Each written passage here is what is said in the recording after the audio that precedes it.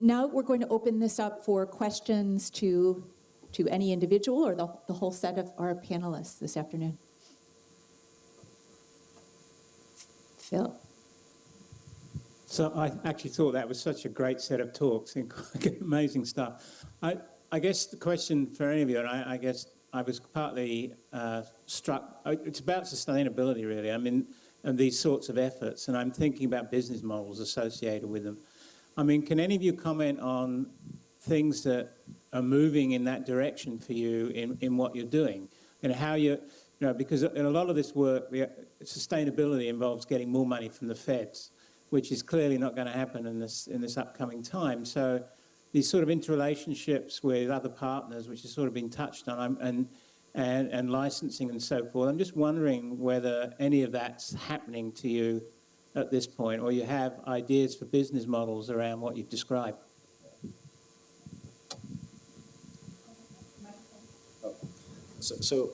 I could comment about healthcare. I think the biggest issue, though, is this issue of confidentiality.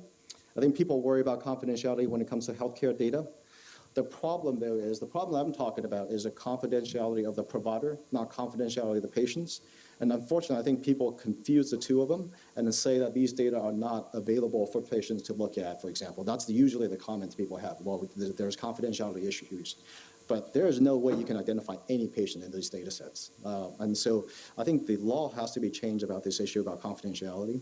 And I think that applies to some of these other large data set sources as well, that confidentiality probably really doesn't apply in this case, in this age of big data. Yeah. Dr. Chang?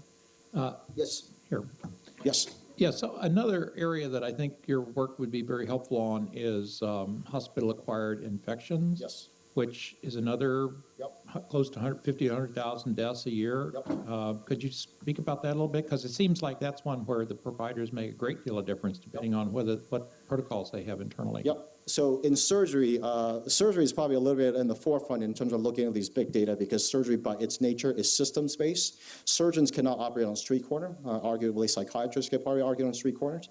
So surgery have had data for a long time. The trauma example that I show you, they have actually been collecting statewide data from the state of Maryland, entire state, or going back to the early 90s. So in surgery, there is a national effort sponsored by the American College of Surgeons to look at this, and they actually collect very detailed information, the National Surgical Quality Improvement Program.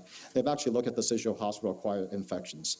But the problem, though, is we had this conference recently talking about this issue of quality in surgery, and the problem is most of the people in the audience are surgeons and nurses, and I think that's really basically preaching to the choir. The problem is until patients understand this is an issue and start demanding this kind of data, people are still going to pick providers based on parking and lobby amenities. So this is why I think this kind of message needs to get out somehow.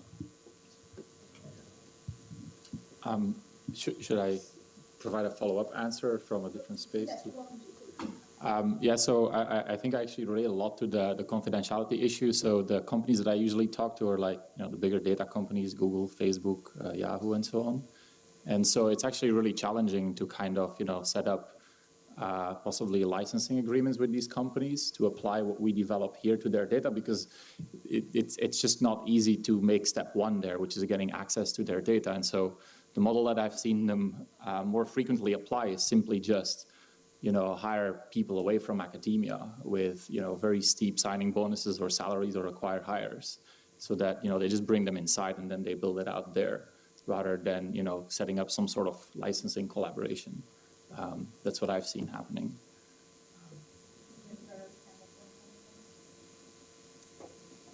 Oh yeah, sure. For the study that I referenced, this was kind of a collaboration with multiple sources. There was 3 device manufacturers. There was a database, someone who was dealing with the database, and then there was us as well. And these companies were kind of willing to, I guess, put their price down for us because they want to show that their devices can work in a realistic setting. And by doing that, I think there's a market that is available for preventative medicine rather than just kind of treatment-based medicine. So I think any of these companies can benefit from participating in these types of studies.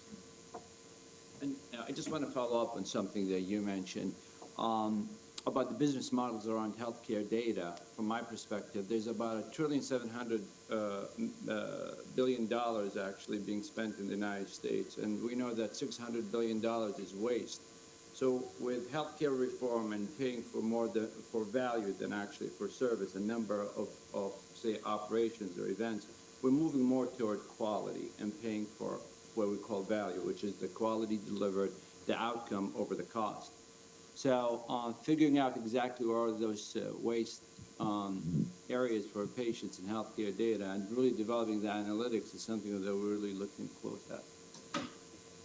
Thanks. I actually just wanted to pick up on something Gert said, because I think it to me it's so critically important, and I just want to come back to it in the discussion at the end, but it's what I call you alluded to it in a different way, I call it the Google bus syndrome. Half of my lab now gets on a Google bus every morning and goes up to Irvine to work, because we couldn't keep them here as data scientists. We couldn't be competitive enough. And to me, this is a big problem, and I think I'll bring it up again at the end, but if you've got solutions to it, I'd like to hear them at the end. Well, we don't have that problem yet in healthcare. Google hasn't penetrated healthcare. So both of you said something that seems to me that shouldn't the healthcare providers themselves have an interest in these data at the insurance level? Do you see this happening, that there is outcome focused research happening? Yep. So, but the problem though is there's the people who are engaged in these processes are usually the good ones, and there's no mechanism to force everyone to participate in this process. There may be some coming up with the healthcare reform and some of the focus on readmission. There's an attempt at this, but yes, there's a system to look at quality. People are engaged in this. The National Surgical Quality Improvement Program, I mentioned it, it's a success. It's been shown to lead to better outcomes. The problem is the voluntary system, and the ones who participate in these systems are probably the good ones to begin with. We actually just finished a study actually looking at this. You can look at historical data, look at hospitals participating in NISQIP versus hospitals don't participate in NISQIP. They were better to begin with. They're better now, and they've always been better. So it's kind of a selection problem. And the problem, though, again, is patients don't know this. So patients don't know that the NISQIP hospitals are better hospitals than the non-NISQIP hospitals. And that's not part of the decision-making process for patients yet.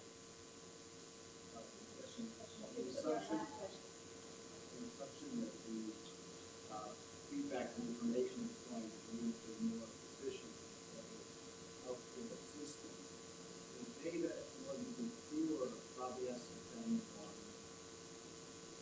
on doctors, and that system is being up front. Just take it off the shelf. Part of the problem here. Places like Virginia Mason, hospitals like Virginia Mason, or some states have different rules as far as providing data in a truth and reconciliation type of model. Right. And now that the government's going to be the biggest buyer Yep. of healthcare, eventually probably Unitaire, Yep. that data can be shown really to affect better outcomes. That might be the best customer there is. True, although I guess I've been in this field for more than a decade. If you ask 100 surgeons, you'll probably come up with 90 explanations for the bad outcomes. And so I think there is some value to clinical judgments. The problem is too easy to explain things away. Again, outcome is patient plus provider. When there's bad outcome, it's always the patient. When there's good outcome, it's always the provider, by the way. So I think there's a value in sort of looking at objective data. All right, ladies and gentlemen, please join me in thanking our panel very much.